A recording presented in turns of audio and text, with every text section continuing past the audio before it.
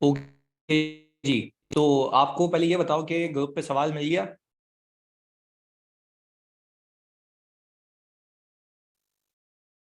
सही है। अच्छा भाई, अब हम जरा देख लेते हैं कि इस सवाल की रिक्वायरमेंट क्या है। सही जी, इस सवाल की रिक्वायरमेंट क्या है। देखिए वो क्या ये रहा है कि justify why the items listed by the engagement partner have been identified as a key area of audit risk. वो क्या ये रहा है कि भाई आप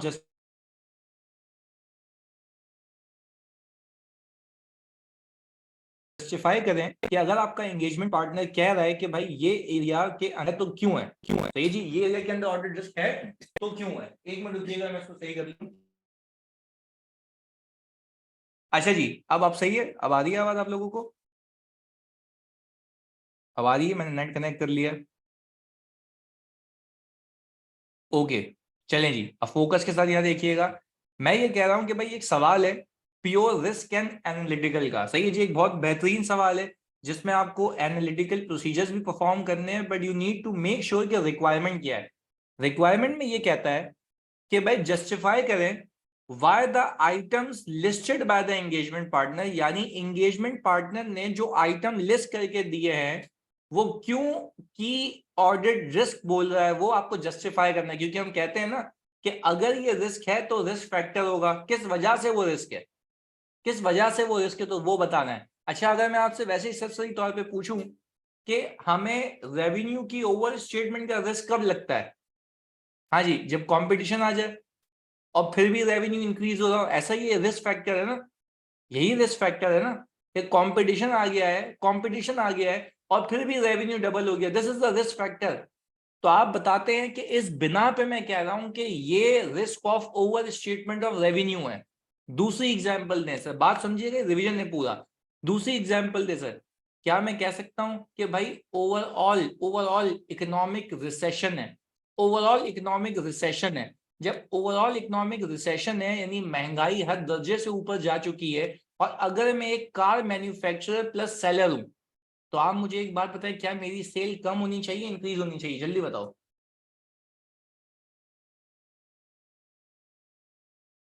कम होनी चाहिए। तो हमारा रिस्क क्या होगा, हमारा रिस्क क्या होगा, रिस्क क्या होगा इन फैक्टर्स को देखते वक्त? हाँ जी, रिस्क क्या होगा, risk of overstatement of revenue. अच्छा, आप मुझे एक बात बताओ कि बच्चों आप क्यों कह रहे हैं कि ये risk of overstatement of revenue है, जल्दी बताओ। आप क्यों कह रहे हैं कि ये risk of overstatement of revenue है? हाँ बच्चों, आप क्यों कह रहे हैं? क्योंकि फैक्टर क्या है, फैक्टर क्या है, फैक्टर बताओ जानी, फैक्टर सीधा सीधा।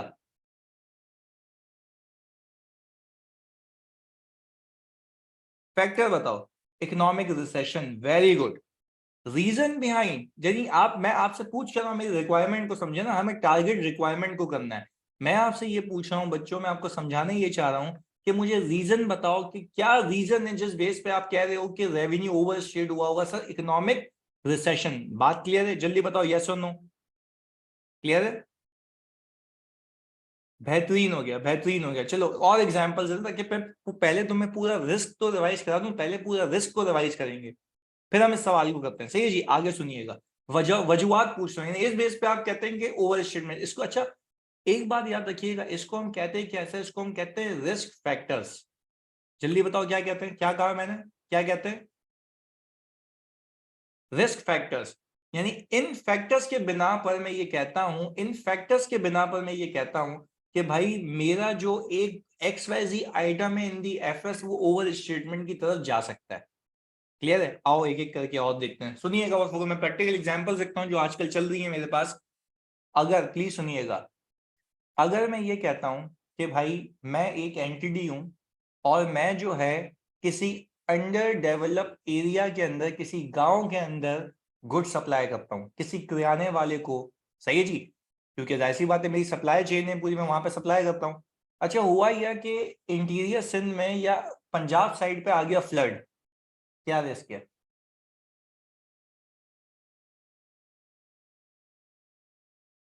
हाँ जी, क्या रिस्क है?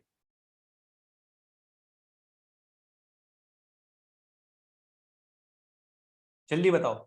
मैंने कहा कि सर मैं कुछ इंटीरियर सिंध वगैरह में गुड सप्लाई करता हूँ, सही है जी, और वहां पे आ गया फ्लड, बेतहाशा गंदा तरीन फ्लड आ गया है, सही है जी, और वहां पे लोगों की हालत जो है ना खस्ता हो गई है। वेरी गुड नेहा, और सारे बच्चे जेडियन और इंशाल कह रहे हैं, सब बच्चे कह रहे हैं, मिशेल वगैरह के भाई यहाँ पे risk of overstatement, risk of overstatement of receivable है, risk of overstatement of receivable, not revenue, not revenue, receivable का मसला है। बात क्लियर है? मुझे आप एक बात बताओ, रिसीवेबल का मसला क्यों कह रहा हूं मैं, जल्दी बताओ जानिए, रिसीवेबल का मसला क्यों कह रहा हूं, रिसीवेबल का मसला क्यों कह रहा हूं? क्योंकि उनकी पेइंग कैपेसिटी नहीं होगी, उनकी पेइंग कैपेसिटी नहीं होगी, ऐसा ही है। और आप रिस्क के पर्सपेक्टिव से बात समझिएगा, आप लोग बच्चों रिस्क के पर्सपेक्टिव से ये भी देख सकते हैं ना कि जो आपके इंटीरियर सिंध वाले साइड है वहां पे सेल्स बुक नहीं होनी चाहिए, क्या ये रिस्क हो सकता है? जल्दी बताओ, क्या ये रिस्क हो सकता है कि वहां पे सेल बुक हो गई जबकि होनी नहीं चाहिए? पर उस स्पेसिफिक एरिया में, I am not telling about the overall sales, I am talking about the specific area, वहां पे नहीं होनी चाहिए, वहां पे नहीं होनी चाहिए। इसको हम कहते हैं एनालाइज करना, इसको हम कहते हैं एनालाइज करना। अच्छा, तुम में से किसी ने बता दिया ना, मुझे मजा आ जाएगा जिंदगी में। मुझे बच्चों एक बात बताओ, अगर मुझे ये आइडेंटिफाई करना है कि उस एरिया में सेल बुक हुई है या नहीं हुई है, तो मैं अपनी पॉपुलेशन को क्या करूं? अंग्रेजी का वर्ड बताओ। हाँ जी, वेरी गुड यार, परफेक्टली आंसर्ड, स्ट्रेटिफाई करूंगा, तो ये लिखना है आपने, ये यूज करने वर्ड्स। तो इसके ऑडिट प्रोसीजर्स में हम लिख सकते हैं ना, कभी ऐसा सवाल आ जाए कि we will stratify the population and check whether the sales have been book for that area और नॉट, ऐसा ही है, स्ट्रेटिफाई करूंगा पॉपुलेशन को। तो ये आपने मिक्सचर बनाना है एक तरीके से, क्लियर है? बेहतरीन हो गया। चलें जी, अच्छा अब मोटी मोटी बात कर लेते हैं। अगर कोई कंपनी हाईली रेगुलेटेड एनवायरनमेंट में ऑपरेट करती है तो क्या मैं कह सकता हूं कि रिस्क है किस चीज का? जल्दी बताओ। अंडर स्टेटमेंट ऑफ पेनल्टीज का, वेरी गुड, बेहतरीन हो गया, बेहतरीन हो गया, बिल्कुल सही जा रहे हो, बिल्कुल सही जा रहे हो। अच्छा, अब अगर मैं ये कहूं कि एक एंटिटी के जो जीपी मार्जिन हैं वो कंटिन्यूसली गिरे जा रहे हैं, कंपनी अपनी सेलिंग प्राइस को कम किए जा रही है। हाँ जी, कंपनी अपनी सेलिंग प्राइसेस को कम किए जा रही है।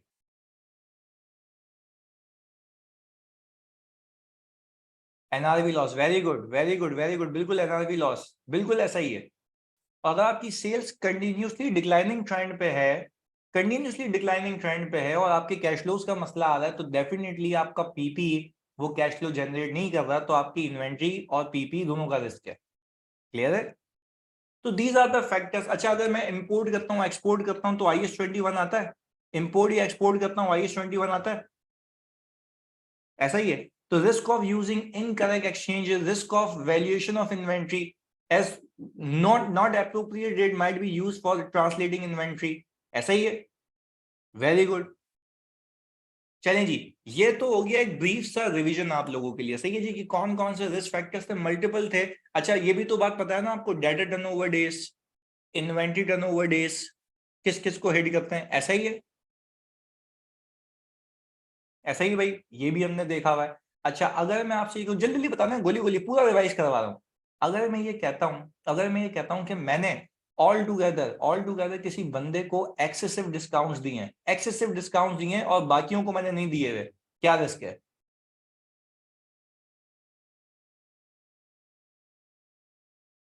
हाँ जी।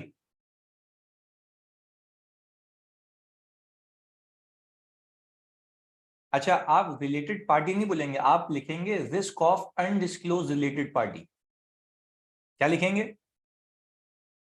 Risk of undisclosed related party, clear है? भाई देखो, अभी तो अपेरेंटली है ना, तो हम ये बोलेंगे कि भाई ये क्या मैं कह सकता हूं, ये transaction outside the normal course of business है, यस और नो में जवाब दो, यस और नो में जवाब दो, transaction outside the normal course of business, ऐसा ही है ना? तो आपने जवाब में भी ये लिखना है, it seems that this is the transaction is outside the normal course of business and the engagement team should determine whether there is any involvement of, क्या लिखूंगा मैं, क्या लिखूंगा?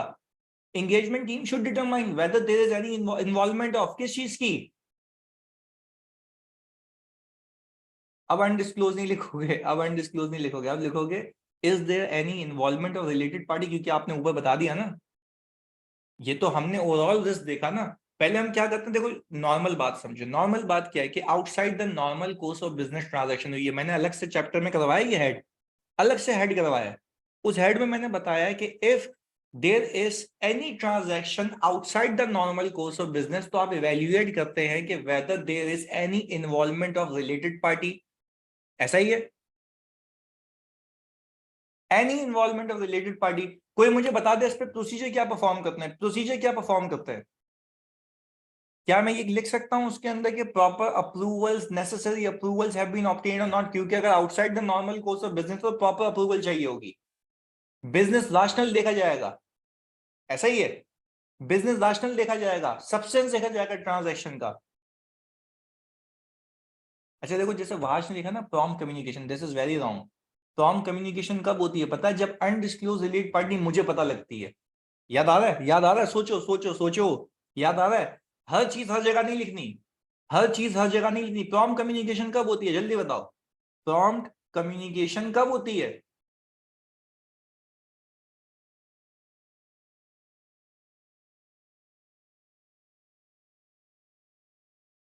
जब हमें पता लगे ऐसी रिलेटेड पार्टी जो मैनेजमेंट ने नहीं बताई थी, ऐसा ही है। तो यानी आपका फ्रेमवर्क बनता है बच्चों, फ्रेमवर्क बनता है, फ्रेमवर्क बनता है। चलें, जल्दी बताएं मुझे, मैनेजमेंट ने अग्रेसिव टारगेट सेट किए हुए, मैनेजमेंट ने टारगेट सेट किया हुआ है कि भाई इतना परसेंट प्रॉफिट आएगा तो इतना परसेंट बोनस मिलेगा, हाँ जी, क्या रिस्क है, रिस्क ऑफ फ्रॉड। दिमाग चलना चाहिए, फौरन से पिक करो आ जाए, फौरन से देखो समझ आ जाए। Risk of fraudulent financial reporting, very good. Pressure नहीं, गलत गलत गलत गलत, प्रेशर नहीं, प्रेशर नहीं, प्रेशर नहीं, क्या था ये, इंसेंटिव, वेरी गुड। चलें जी, चलें जी आगे, बिल्कुल सही जा रहे हो। अच्छा पहले बताओ, एक एक रीजनेबल हद तक रिवाइज हो गया, रीजनेबल हद तक रिवाइज हो गया, हम वापस उसी दुनिया में आ गए, एक रिस्क की दुनिया में, ऐसा ही है, ओके, आगे लेके चलते हैं। अच्छा मैंने ये कहा, your firm has recently been appointed as an external auditor of Haina limited, unlisted company which operates.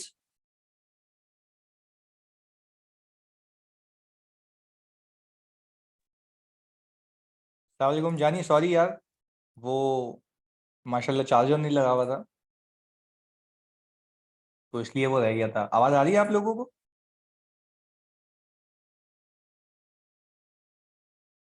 Okay, चलें जी, आगे लेके चलते हैं इसको, आगे लेके चलते हैं।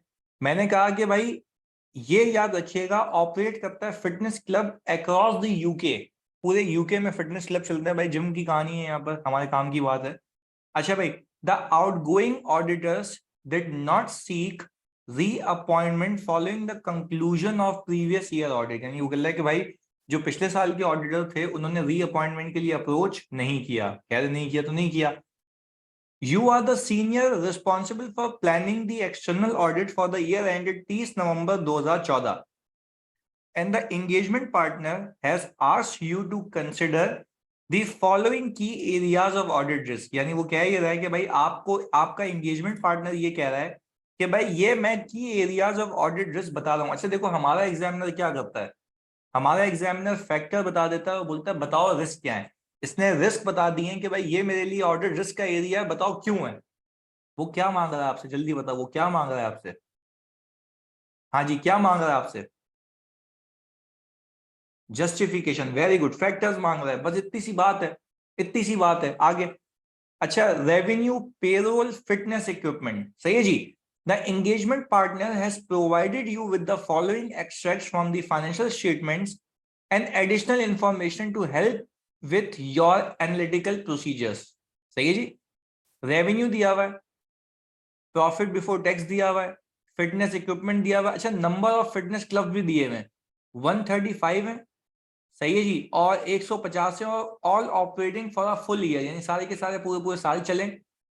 पेरोल के लिए दिया हुआ एम्प्लॉइज टोटल ग्रॉस पे ये दी हुई है, एवरेज नंबर ऑफ एम्प्लॉय दिए हुए है ना, ये कंपनी वाइड पे राइज दिया हुआ है कि कितने परसेंट से इंक्रीज हुई है, loss of sale fitness equipment है, सही है जी, डेप्रिसिएशन चार्ज है फिटनेस इक्विपमेंट के ऊपर। अच्छा एक चीज याद रखिएगा, देखो इस सवाल में उसने रिक्वायरमेंट पढ़ो ये क्या लिखा हुआ है, you should present your answer using the following सब हेडिंग।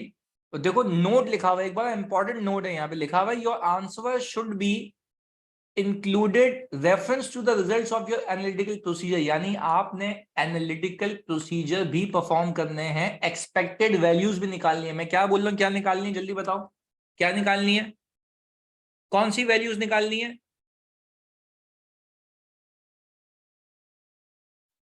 एक्सपेक्टेड वैल्यूज निकालनी है। अब देखते हैं कि आप किस तरीके से निकालते हैं, वो आपका हम टैलेंट देखेंगे अभी। चले जी आगे। The engagement partner has also provided you with the following information, Hainas Fitness Club are of a similar size and layout and are equipped with the latest fitness equipment. Revenue grew steadily at approximately 5% per annum over the 5 years ended 30 नवंबर 2013। यानी कह रहा है पिछले सालों के मुकाबले में ये रेवेन्यू के तौर पे ग्रो किया है कितने परसेंट से, 5% से। However, the number of fitness clubs remained constant at 135 during this period. On December 1, 2013, Haina opened 15 new fitness club, यानी 15 न्यू फिटनेस क्लब आए, दैट्स इट। आगे अच्छा अगर मैं एक बात कहूं कि भाई अगर मुझे एक्सपेक्टेड वैल्यू निकालनी है तो मैं आपको यहाँ पर सिर्फ एक सोचने का तरीका सिखा रहा हूँ, एक सोचने का तरीका सिखा रहा हूँ। 1 मिनट रुकिएगा, मैं जरा एक्सेल खोल लूँ और मैं यहाँ से आपको अगर कनेक्ट करूँ, भाई एक्सेल की शीट आ गई सबके पास? ओके अच्छा मुझे एक बात बताओ, लेट से मैं कह रहा हूँ कि मेरे 135 क्लब्स हैं और यहाँ पे कितने, 150, ऐसा ही है।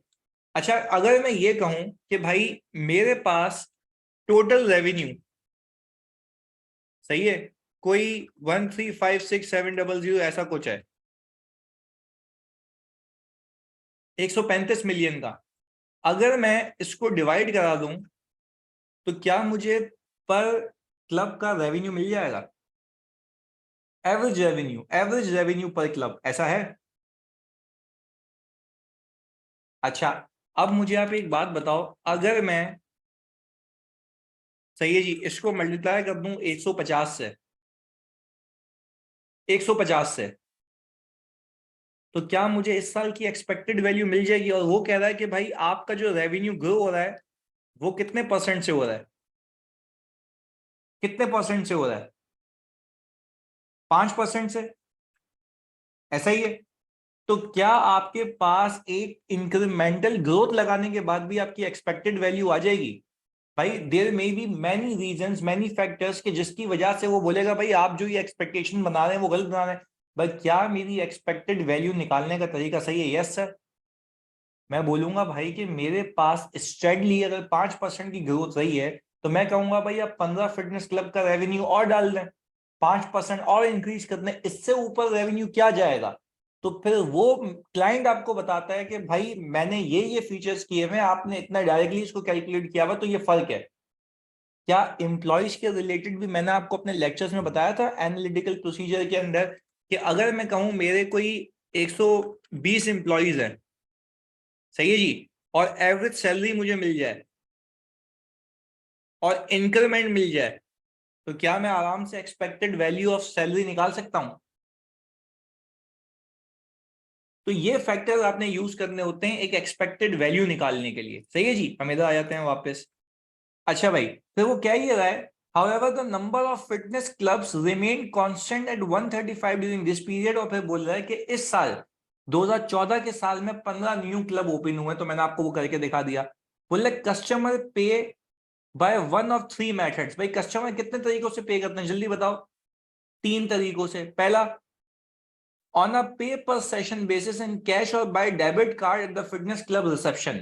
दूसरा by monthly subscription paid by direct debit into Haina's head office bank account और by payment in advance to head office for the discounted annual package. The annual package runs for 12 months from the date of package is paid for. अच्छा in September 2014 company launch a new online registration subscription management system. Initially, Hyna suffered operational problems with the system, resulting in some monthly subscription being paid twice. Management is confident that the refunds have been made for all monthly subscription that were affected. इसमें कोई risk है क्या? हाँ जी, इसमें कोई risk है क्या? जो भी मैंने लाइन पढ़ी, हाँ जी, इसमें कोई रिस्क है कि भाई ऑपरेशनल प्रॉब्लम्स आ गए, सही है, सिस्टम में, resulting in some monthly subscriptions being paid twice, यानी जो monthly risk of overstatement due to duplicate payment, बिल्कुल ऐसा ही है, बिल्कुल ऐसा ही है।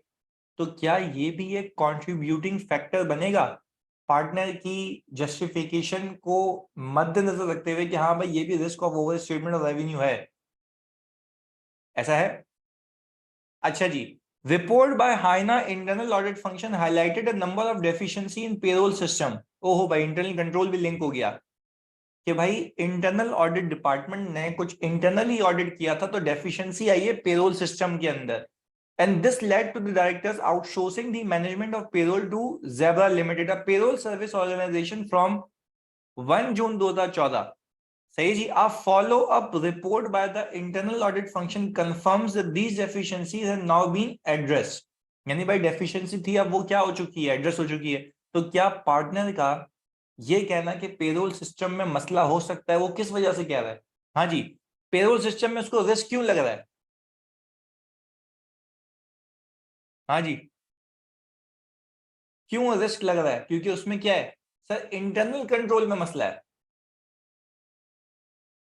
वेरी गुड, क्योंकि अगर इदारे के कंट्रोल अच्छे लगे हुए होते तो कोई मसले वाली बात ही नहीं थी, पर वहीं भी मसला है तो दैट मींस कि वो रिस्की है। हमने तो सीखा भी ऐसे ही है यार, ऑडिट। चलें जी आगे। Haina replaces the fitness equipment in each fitness club over a period of 5 years। The fitness equipment is imported from the manufacturer in USA. हाँ भाई, कुछ लगता है इसमें?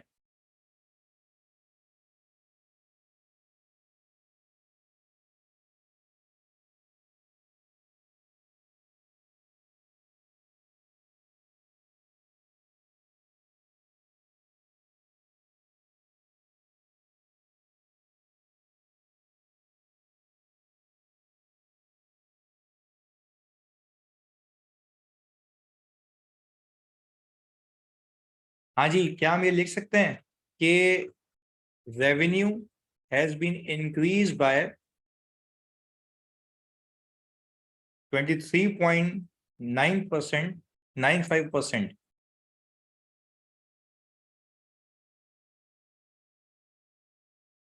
However, as per year-on-year growth, it suggests that revenue is increasing by only 5%. हाँ जी, ये बात मानते हैं कि year on year growth suggest कर रही है कि रेवेन्यू कितने परसेंट से इंक्रीज हो रहा है? ओनली 5% से।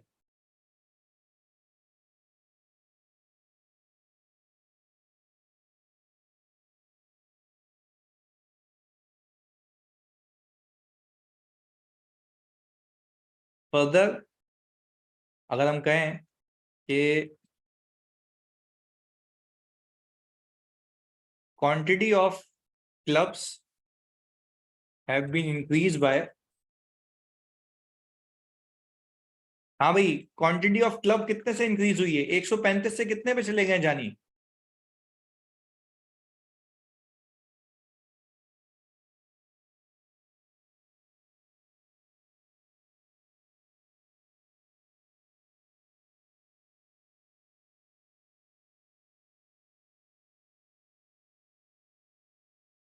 150 पे।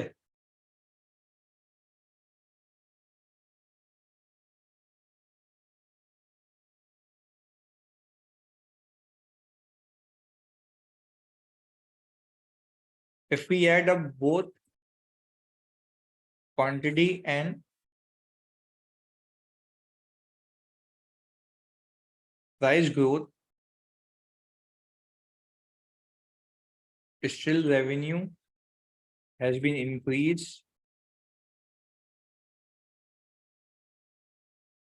नहीं, ओवर द 5 ईयर देखो ये रहा, अभी पढ़ के बताते हैं। ये देखो 5% क्या लिखा हुआ per annum over the 5 years ended, यानी बोल रहा है grieve steadily eight approximately 5% per annum, हर साल 5% से इंक्रीज हुई है ना अमार। तो जब हर साल 5% की ग्रोथ आई है, ऐसा ही है।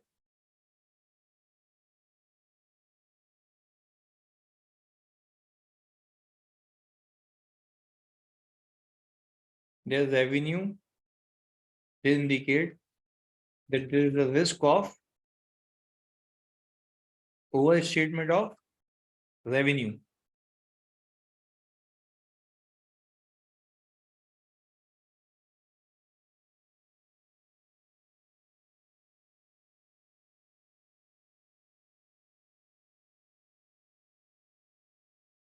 हाँ भाई, एनालिटिकल प्रोसीजर्स परफॉर्म किए किसी ने?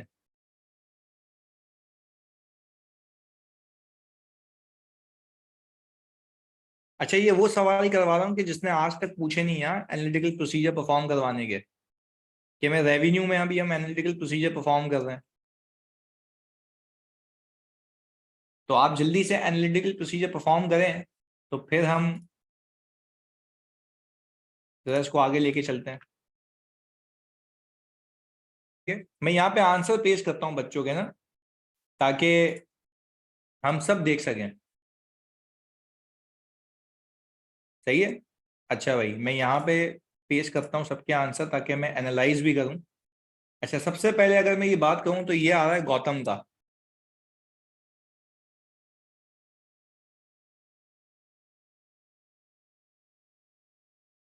अच्छा भाई, गौतम का आंसर ये है, the expected value of the revenue after considering the impact of new stores and 5% increases. अच्छा गौतम, एक चीज रखना बच्चों, आपको दिख रहा है इसका आंसर? बच्चों आपको आंसर दिख रहा है? ओके। देखो, गौतम ने अमाउंट तो निकाल ली है, पर क्या गौतम तुमने यहाँ पे कैलकुलेशन बताई है? हाँ जी। Calculation is very necessary, calculation is very necessary कि तुमने कैसे परफॉर्म किया है। अच्छा, मैं कोई मुझे बता देना, मैं मतलब फैन हो जाऊंगा उसका। मैं ये कैलकुलेशन दिखाने को क्यों कह रहा हूँ, एक मकसद है मेरा। कैलकुलेशन दिखाने को क्यों कह रहा हूँ, एक मकसद है मेरा। जल्दी बताओ, कैलकुलेशन दिखाने को क्यों कह रहा हूँ?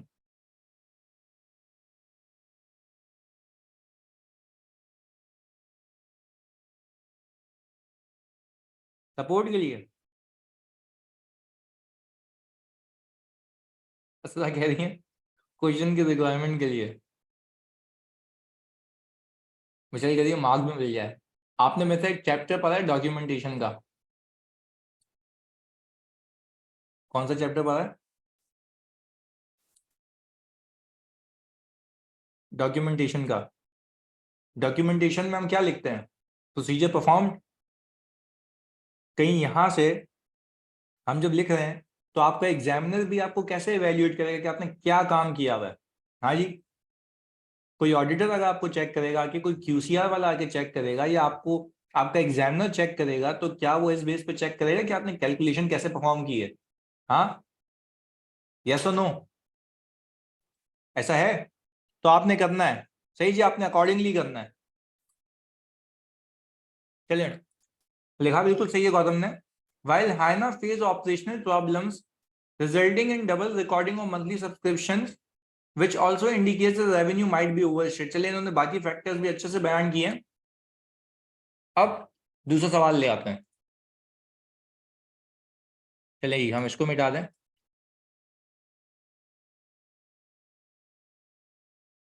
ये हो गया डन। अब हम मिशेल का देखते हैं कि भाई मिशेल ने क्या लिखा है।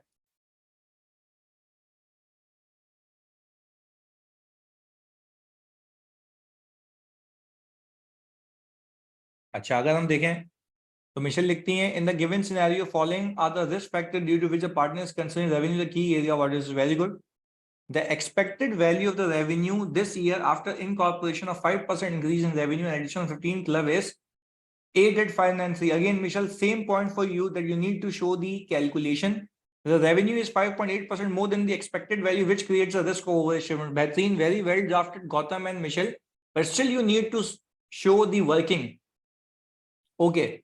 Company launch a new online registration system which suffers some operational problems, which creates a risk of duplication, which may lead to overstatement of revenue. बिल्कुल सही है, बिल्कुल सही है. फैक्टर्स आप लोगों ने सही पिक किए हैं, ये खुशी की बात है. इसको मिटा देते हैं. बेहतरीन हो गया. अच्छा भाई, अब सर इसके बाद जिडियन लिखते हैं computing last year average revenue पर club and multiplying it by the current year number of the clubs after also adjusting a 5% annual growth in revenue produces an amount of rupees 88593. इन्होंने total लिख दिया. इनकी amount उठा लेते हैं जो लिखा है इन्होंने, ये रहा. While actual revenue of the draft financial statement 94123, due to the discrepancy between the expected value and the actual amount, there is a risk of overstatement of revenue. बेहतरीन यार, बेहतरीन. In the light of operational problems faced by Haina, there have been instances of monthly subscription being duplicated. Hence, there is a risk that the revenue is overstated. बेहतरीन यार, बेहतरीन यार. पहले बताओ online वाले बच्चों, आप सब, क्या आपको गेम समझ आई कि कभी ऐसा सवाल आ जाए तो कैसे हैंडल करना है एक्सपेक्टेड वैल्यूज निकाल के? क्लियर है?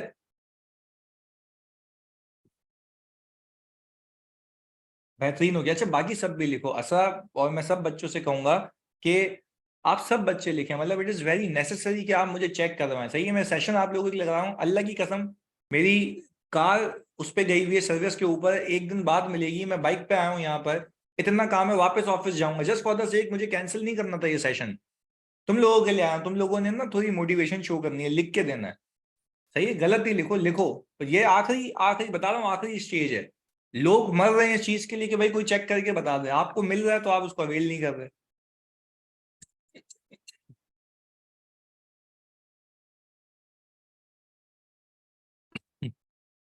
अच्छा जी, आगे लेके चलें इसको.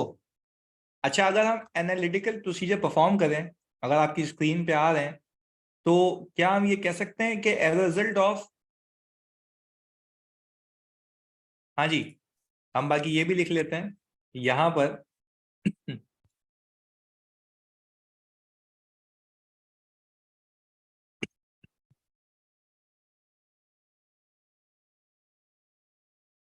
अच्छा जी, as a result of system issues some monthly subscription were taken twice, may be if all the refunds have not been properly paid और रिकॉर्डेड. ऐसा ही है.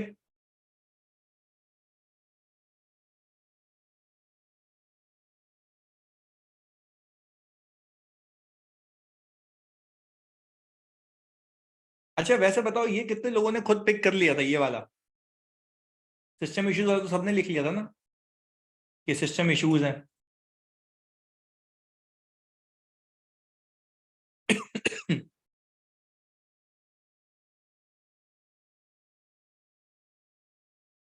अच्छा, अब एक चीज मैं आपको बताऊं.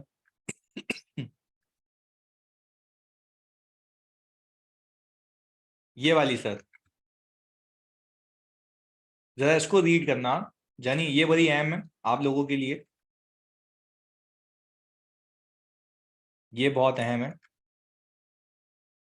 ये जरा देखो.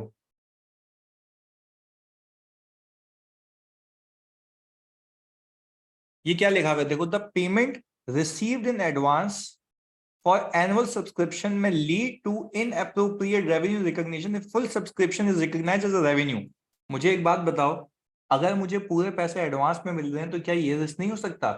क्या ये रिस्क नहीं हो सकता कि एडवांस पैसे जो कि मेरी कॉन्ट्रैक्ट लायबिलिटी बनने चाहिए वो रेवेन्यू के तौर पर रिकॉर्ड हो गए हों? हाँ या नहीं? तो जानी ये भी तो एक रिस्क फैक्टर है, इसको भी तो मद्देनजर रखो, इसको भी तो याद रखो. और एक और चीज, आप लोगों ने कितने लोगों ने एनपीओ याद है जो नॉट फॉर प्रॉफिट ऑर्गेनाइजेशन के मैंने रिस्क पढ़ाए थे? जल्दी बताओ जानी, जल्दी बताओ. नॉट फॉर प्रॉफिट ऑर्गेनाइजेशन की याद है? आप मुझे एक बात बताएं, जब मैं नॉट फॉर प्रॉफिट ऑर्गेनाइजेशन के रिस्क की बात करता हूं तो आपके भेजे में ये बात नहीं आती है कि अगर जैसे एनपीओस या एनजीओ जाके कैश कलेक्ट करते हैं और उस पर कोई रसीद जनरेट नहीं होती है, तो क्या वहां पे मिस अप्रोप्रिएशन ऑफ कैश का रिस्क होता है? और अगर कैश आते ही गायब हो जाए तो क्या वो रेवेन्यू अंडर स्टेट हो जाएगा उस पार्ट के लिए?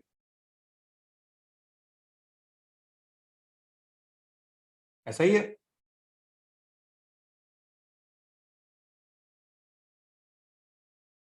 पहले बताओ, ये गेम समझ आई?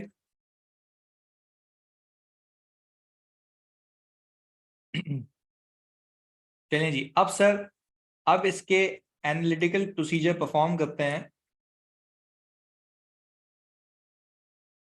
मैंने कहा सर ये आ गया रेवेन्यू एक्सपेक्टेशन, और सर मैंने कहा कि भाई अगर मैं एवरेज रेवेन्यू पर क्लब निकालूं तो क्या यही आता है? एवरेज रेवेन्यू पर क्लब 2013 में 562.5 के, ऐसा ही है।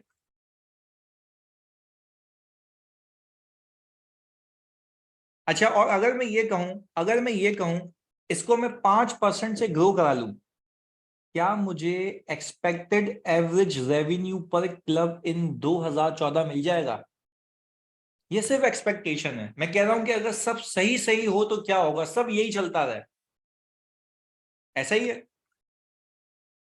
फिर हमने कहा फिर हमने कहा कि भाई आप टोटल एक्सपेक्टेड रेवेन्यू निकाल लें। वो मैंने कितने उससे मल्टीप्लाई किया, 150 से, ऐसा ही है।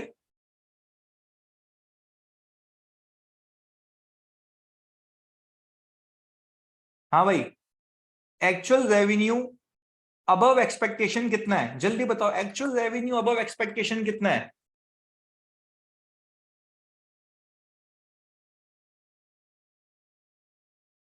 क्या मैं कह सकता हूं कि this is XYZ percentage higher than the expected revenue? Further, this is 35.6% of profit before tax. देखो लिंकेज कैसी की है इसने। लिंकेज ऐसे की है बच्चों कि अगर मैं ये देखूं कि अगर ये मिस स्टेटमेंट हुई भी इतने की, तो क्या ये मटेरियल है? क्या ये मटेरियल है? सिर्फ एक सवाल कर रहा हूं मैं आपसे, क्या ये मटेरियल है? ऐसा है?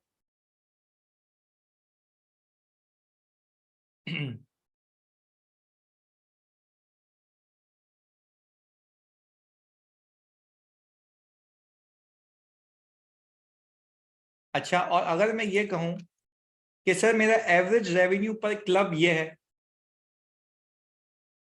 सर मैं ये कहूं कि मेरे पास एवरेज रेवेन्यू पर क्लब, अगर मैं एक्चुअल बात करूं तो ये है, तो मैं कह रहा हूं कि भाई जो मेरा रेवेन्यू है वो 11.6% ज्यादा है। यानी मेरे पास एक क्लब का एवरेज रेवेन्यू 11.6% से ज्यादा है, तो मैं यहां से भी अंदाजा लगा सकता हूं। मैं यहां से भी अंदाजा, ये दूसरा तरीका है एक। अच्छा, क्या मैं कह सकता हूँ ऊपर मैंने 100% कंपेरिजन किया था, यहाँ पे मैंने कंपेरिजन किया किसका? तो यहाँ पे मैंने कंपेरिजन किया ऑल टुगेदर अपने पर क्लब के रेवेन्यू का। हाँ जी, अब मुझे आप जल्दी से, अरे बिलीव कि आप लोग सही करके देंगे मुझे, अब मुझे जल्दी से आप सिर्फ ये करके दिखा दें कि भाई आपके पास इस सवाल के अंदर, जो कि मैं अभी शेयर कर रहा हूँ आपकी स्क्रीन के ऊपर, तो आपके पास ग्रुप पे भी आया हुआ है ये, आप इस सवाल के अंदर से मुझे ये करके दिखा दें कि भाई पेरोल के ऊपर क्या रिस्क है। रिस्क फैक्टर्स जल्दी से, हाँ जल्दी से। पेरोल के ऊपर, और पेरोल की क्या निकालेंगे, जल्दी बताओ, कौन सी वैल्यूज निकालोगे? कौन सी वैल्यूज निकालोगे पेरोल की? एक्सपेक्टेड वैल्यूज, जल्दी से करके दिखाओ।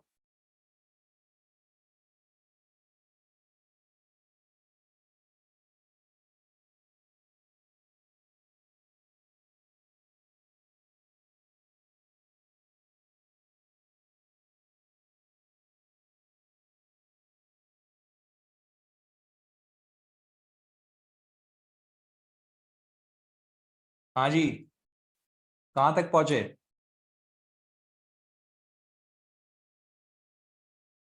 ओके, मैं एक एक करके रीड करूंगा। मिशेल ने लिख दिया, वेरी गुड मिशेल, अच्छा खासा लिखा है आपने। Payroll, In the given scenario, following are the risk factors due to which the partner considering payroll as a key audit risk area. Internal audit department has highlighted weaknesses of internal control in payroll department due to which it has been outsourced by the company. It creates a risk for the auditor that the payroll might not be properly accounted for. Okay. Also, receipt of payment in advance creates a risk that the accounting might not be done as per IFRS 15. But Michel यहाँ पे IFRS 15 कहाँ से आ गया?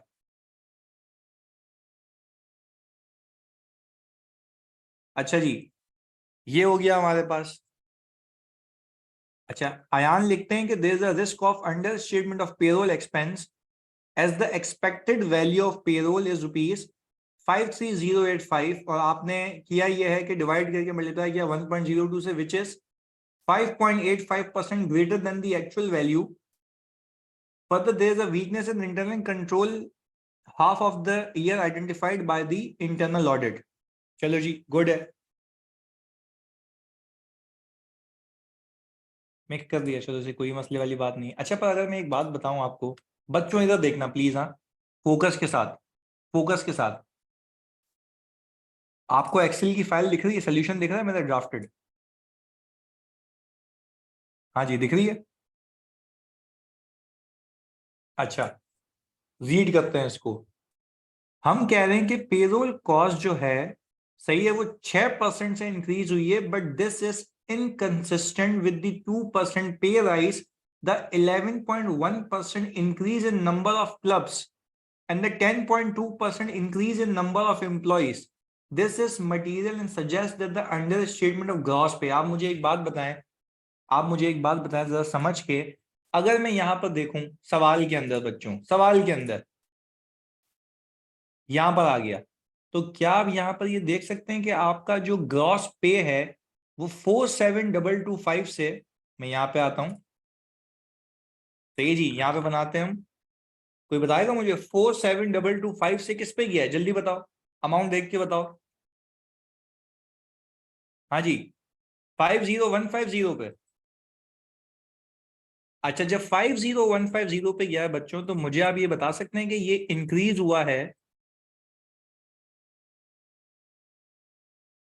6% से, यही आ रहा है?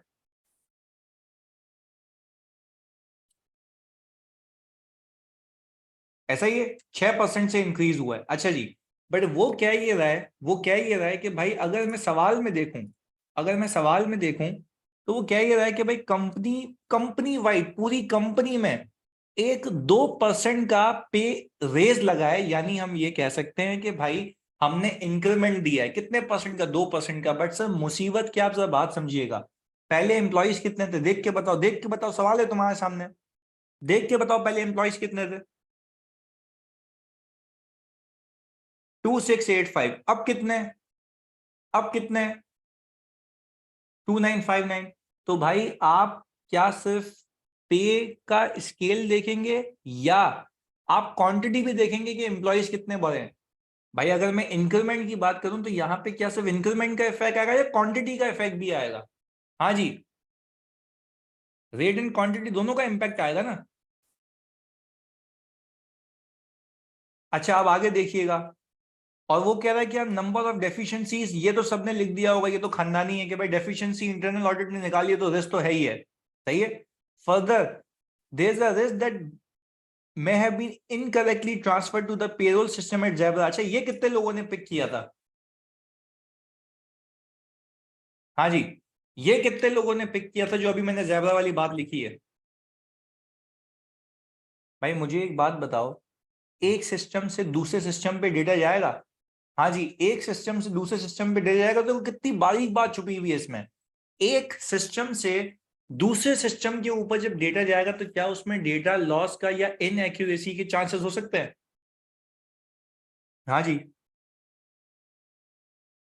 तो this is also a risk factor जो मजबूर कर रहा है पार्टनर को कहने के ऊपर कि भाई यहां पर ओवर स्टेटमेंट का या रिस्क, ऑडिट रिस्क है. ऐसा है भाई. और हो सकता है, हो सकता है, देखो अगर मैं किसी कंपनी में जाता हूं ना, तो कंपनी को तो मैं बोलता हूँ कि अपने सिस्टम से डेटा निकाल के दे दो, पर ये जो जिसको आउटसोर्स कर रहा है, क्या ऐसा हो सकता है मुझे उससे कांटेक्ट करने में डिफिकल्टी हो, वहां से डेटा ना मिल पाए, एक्यूरेट डेटा ना मिल पाए? ऐसा है? चलें, अब मुझे आप एक बात बताएं सर, यहां पर अगर एक्सपेक्टेशन में बनाऊं तो मुझे बताओ कि एवरेज पे पिछले साल कितनी थी एक बंदे की? हाँ जी, आप लोगों ने तो निकाली होगी ना यार, एवरेज पे कितनी थी? 17588। अच्छा, अगर मैं इसी इसी इसी एवरेज पे को 2% से इंक्रीज कर दूं तो क्या मुझे पता लग जाएगा कि एक बंदे को इंक्रीमेंट के बाद कितने पैसे मिलेंगे? इंक्रीमेंट के बाद कितने पैसे मिलेंगे? एक एक्सपेक्टेड वैल्यू आएगी ना एक बंदे को। अच्छा, इसको कितने नंबर ऑफ एम्प्लॉयज से मल्टीप्लाई करूं?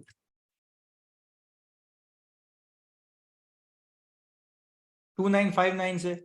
अच्छा, पहले अल्लाह को हाजिर नाजिर जान के बताओ कितने लोगों ने एक्सपेक्टेड वैल्यू निकाल ली थी? 53085। वेरी गुड जिडियन। Michelle very good.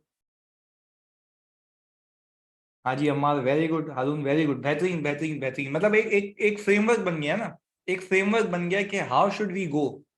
ऐसा ही है। चलें जी, अब मुझे एक बात बताएं, एक्चुअल पे जो है हमारी, जो एक्चुअल पे है हमारी, सही है, एक्चुअल पे जो आ रही है वो मेरी एक्सपेक्टेशन से लोअर है, तो क्या अंडर स्टेटमेंट का रिस्क है या ओवर स्टेटमेंट का? जल्दी से बताओ बेटा, जल्दी से बताओ।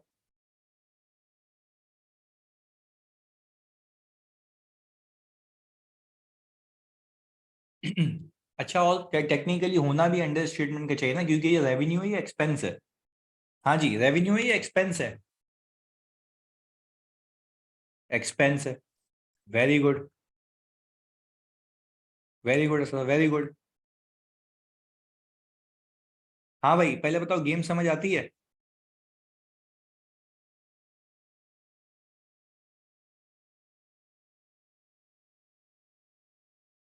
अच्छा जी, तो सर अब मुझे आप एक बात बताएं, अगर अगर आप जहां आपने इतना किया है, क्या वहां आप ये जो इक्विपमेंट की बात हो रही है, तो उसने फिटनेस इक्विपमेंट पे क्यों रिस्क बोला है? क्या वो निकाल के दे सकते हैं? फिटनेस इक्विपमेंट के ऊपर ये भी कर लें ताकि सवाल को खत्म करें। ओके चलें जी, टाइम शुरू होता है अब, जल्दी से।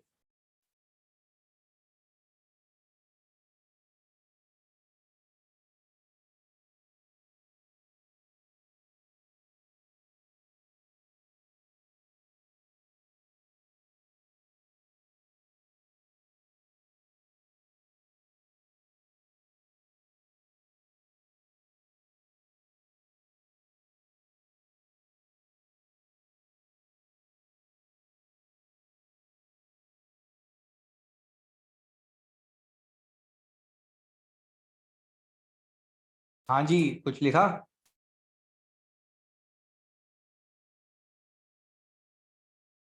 ओके, यहाँ पर जिडियन लिख चुके हैं, as equipment is imported from USA, there is a risk that incorrect exchange rate might have been used for translation into local currency, hence there is a risk that equipment is incorrectly valued. Very good yaar, very well drafted.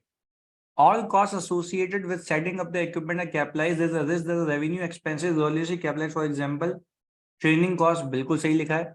Despite the fact that the equipment is depreciated on a straight line basis, there is a discrepancy between the depreciation charge last year and current year, even though the value of fitness equipment under non-current asset for both years is same. Hence, there is a risk that the equipment is incorrectly valued. Very good यार. अच्छा जी, fitness equipment following are the risk factors due to which partner is considering company imports from USA. चलो जी, ये बिल्कुल सही है कि भाई वैल्यूएशन का मसला है. Company policy is to depreciate the equipment on a straight line basis. However, the depreciation expense of current year is greater than that of last year, which also creates a risk of incorrect valuation of equipment. अच्छा, आप मुझे एक बात बताओ, यहां पर focus के साथ क्या हम ये कह सकते हैं कि हमारे पास जो न्यू इक्विपमेंट्स आए, जो न्यू क्लब आए, उसमें मैंने न्यू इक्विपमेंट लगाए होंगे? पहले हाँ या ना का जवाब दो। जो न्यू क्लब आए उसमें न्यू इक्विपमेंट भी आए होंगे, ऐसा ही है? तो इस बात को मानते हो, इस बात को मानते हो कि जो मेरा पिछले साल का डेप्रिसिएशन है वो तो टेक्निकली होना ही होना चाहिए? अगर हाँ या ना में जवाब देते हो तो जो पिछले साल का डेप्रिसिएशन है स्ट्रेट लाइन के ऊपर वो तो होना ही होना चाहिए, वो तो होना ही होना चाहिए, ऐसा ही है। क्योंकि स्ट्रेट लाइन है ना, रिड्यूसिंग हो तो मुझे पता है कम होता रहेगा। तो मैंने पता है क्या किया, मैंने किया ये कि मैंने, अच्छा देखो ये फिर मैंने अजम्पशन इसलिए लिए क्योंकि मैं कह रहा हूं कि भाई चलो यार बुक वैल्यू के हिसाब से देख लो। तो मैंने कहा बुक वैल्यू 2013 में, सही है जी, कितनी है? 9049, यही है, 9049 है ना। अच्छा मैंने कहा कि भाई चलो, मैंने कहा कि चलो सही है, बुक वैल्यू अज्यूम कर लो, बुक वैल्यू अज्यूम करो, बुक वैल्यू के हिसाब से मैंने 135 से डिवाइड करा के 150 से मल्टीप्लाई किया, तो मेरी वैल्यू कितनी आ गई? 10054। ऐसा ही है, ऐसा ही है जी। तो हम अगर ये कहें एक एक करके, एक एक करके यहां पर, कि भाई अगर मैं ये देखता हूं कि equipment is imported from the manufacturer invoice in US dollar which could result in translation errors, तो ये तो आप लोगों ने लिख लिया था। क्या मैं कह सकता हूं कि अपनी ओन एम्प्लॉयज की कैपिटलाइजेशन का एक अलग रिस्क है? कि भाई हो सकता है कि रेवेन्यू एक्सपेंडिचर, जैसे जिडियन ने लिखा था ट्रेनिंग कॉस्ट, वो क्या कर दी हो उन्होंने, कैपिटलाइज कर दी हो instead of being it expense out, ऐसा है?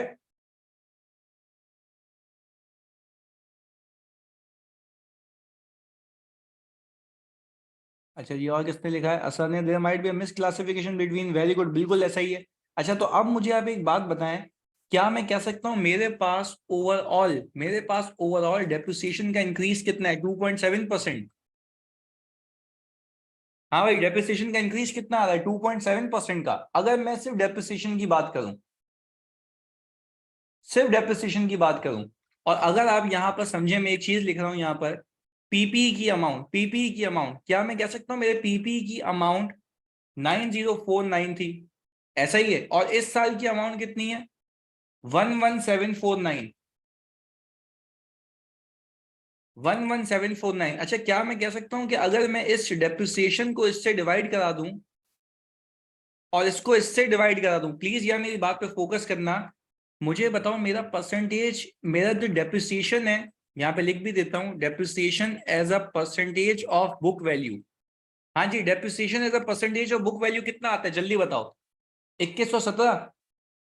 आप मुझे एक बात बताएं, depreciation as a percentage of book value, book value मेरा ज्यादा होना चाहिए कम होना चाहिए अगर मैंने नए आउटलेट्स खोले हैं? हाँ जी, अगर मैंने न्यू क्लब खोले हैं तो क्या ये बढ़ना चाहिए, ज्यादा होना चाहिए, कम होना चाहिए, सॉरी, तो ज्यादा होना चाहिए ना? तो ये आपको क्या दिख रहा है सर, ज्यादा होते हुए दिख रहा है या कम होते हुए दिख रहा है? सर परसेंटेज वाइज कम होते हुए दिख रहा है, सर परसेंटेज वाइज कम होते हुए दिख रहा है, ऐसा है? तो खैर सर, क्या हम ये कह सकते हैं कि हमारे पास डेप्रिसिएशन की अंडर स्टेटमेंट का रिस्क है और पीपी की कैपिटलाइजेशन का रिस्क है? यानी टेक्निकली आपने यहाँ पे दोनों बातें बता दी, टेक्निकली बच्चों आपने यहाँ पे दोनों बातें बता दी, ऐसा ही है?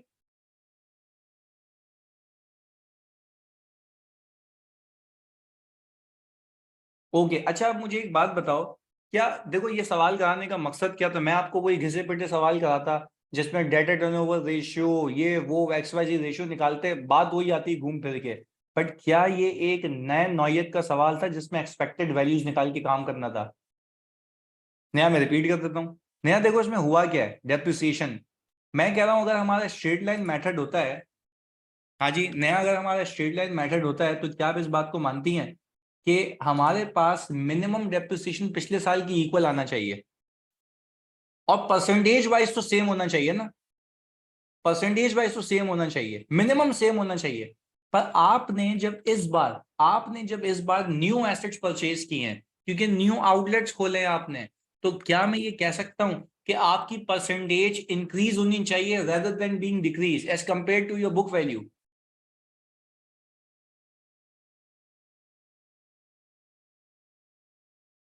बिल्कुल सही है हारून। तो ये बात समझ आती, तभी मैं कह रहा हूं there is a risk of understatement, there is a risk of understatement, ऐसा ही है?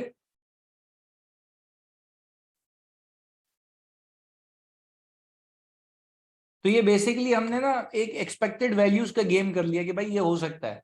अच्छा वैसे अब मैं यहाँ पे एक चीज सिखा रहा हूँ आप लोगों को आगे की अंडरस्टैंडिंग के लिए। आपको पता है वैसे एक्सपेक्टेड वैल्यूज कैसे निकाली जाती है? सुनिएगा, मैं डेटा दूंगा अगर ऐसा, तो आपको सबसे पहले ओपनिंग WDV दी जाती है। जल्दी बताओ क्या दी जाती है?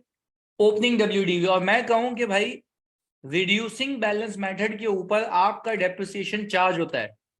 रिड्यूसिंग बैलेंस मेथड के ऊपर आपका क्या होता है? डेप्रिसिएशन चार्ज होता है। तो आप क्या करेंगे? जल्दी बताएं, जल्दी बताएं, इस केस में क्या करेंगे अगर ऐसा डेटा दे दूं मैं आपको? क्या करेंगे? जल्दी से बताओ। रिड्यूसिंग बैलेंस मेथड के ऊपर डेप्रिसिएशन चार्ज होता है एट द रेट ऑफ 15%। क्या करेंगे आप एक्सपेक्टेड वैल्यू निकालने के लिए? हाँ जी,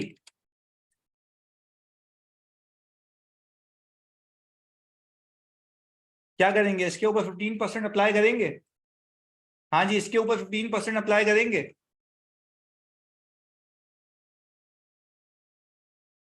अच्छा फिर मैं इंफॉर्मेशन दूं addition during the year.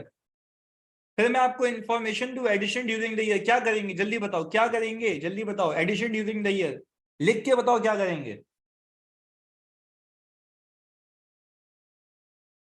Add कर देंगे। अच्छा ऐड क्यों करेंगे? ऐड क्यों करेंगे जल्दी बताओ।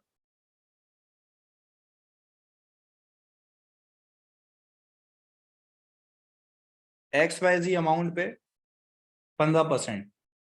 Very good. अच्छा और मैं अगर आपको ये बताऊं, वो बोले कि भाई इतनी XYZ cost of asset dispose. हाँ जी, मैं कहूं XYZ एसिड डिस्पोज, ऐसा ही है। अच्छा अगर मैं यहां पे लिख के दूं XYZ asset dispose book value of which, book value दे दूं आपको, तो क्या मैं कह सकता हूं कि भाई ये अलग से यहां से क्या हो जाएगा? माइनस हो जाएगा। तो क्या मैं कह सकता हूं मेरी ये एक्सपेक्टेड वैल्यू आ जाएगी?